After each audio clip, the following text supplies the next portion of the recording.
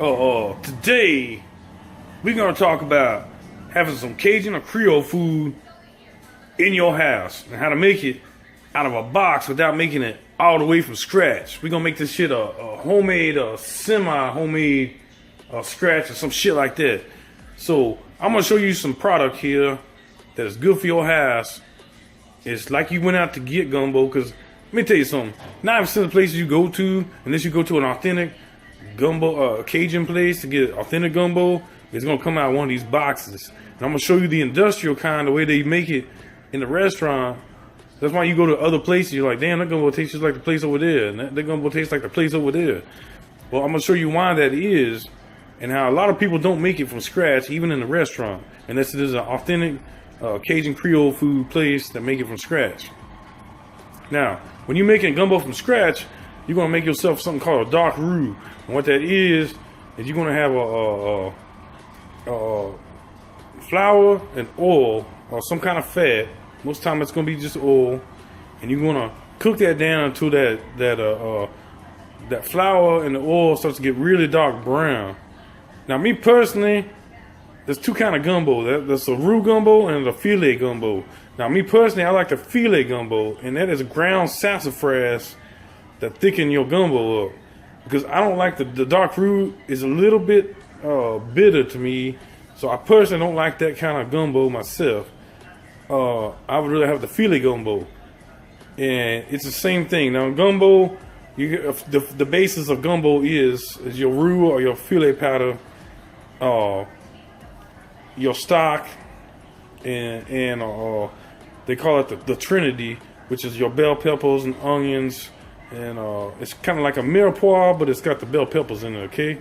And it has no carrot like a French mirepoix. It just has the onion, the peppers, celery, and then usually you put some bay leaf off in there for some flavor and things of that nature, maybe some other herb. But that's the way you make it, like really make the gumbo.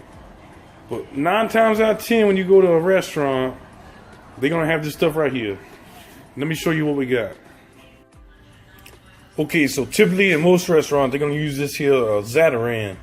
Tony Chachere makes the same product. Both of them very good.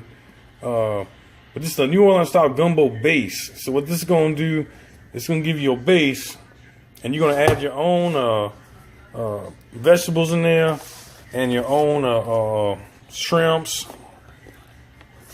So this is just gonna show you how to make this base, and then you're gonna make some rice to pour it over. Okay, now if you buy the one that's all together, it won't have your meat in there, but it'll have your rice already in there, like if you buy the home version. But this is what a lot of restaurants use, and they'll put the base in there, and then they'll put the okra in there, and then at the very end you put your shrimp in there. If you put your shrimp in too early, your shrimp is gonna get tough as a motherfucker. Okay, so you're gonna make sure you put the shrimp in later.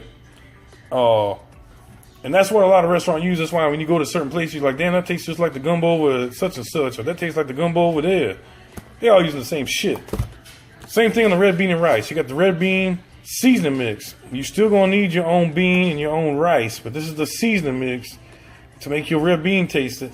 And that's like a lot of places, like I say, they're gonna use the same mix here. A lot of places use this instead of making it from scratch. But it's a very good product. There's nothing wrong with that.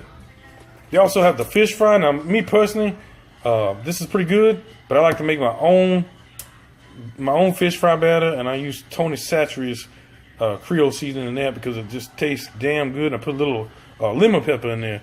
But this one's a good one if you want one that's already seasoned and you don't have to do nothing but open it up and go. That's a good product.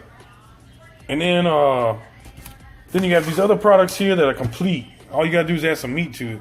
The dirty rice mix, seasonings in there, the rice in there, everything in there, the peppers, the seasoning, everything in there, the onion. All you gotta do is add your meat to it. And this is some good shit too. But that's why a lot of places will taste the same on you when you go to different places. Now, I spent a lot of time in New Orleans, and I got some very good friends from New Orleans that showed me some tricks to the way they actually cook in New Orleans. One friend in particular spent a lot of time at the Commander's Palace and Palace Cafe, and all them really high-end places you think about when you think about New Orleans.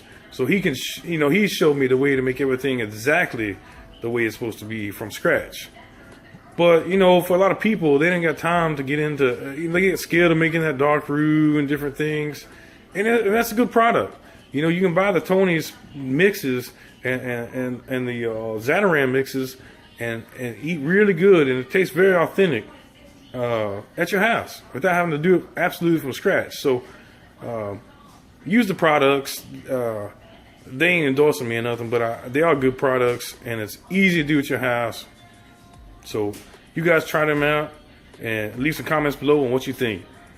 You motherfuckers have a good day.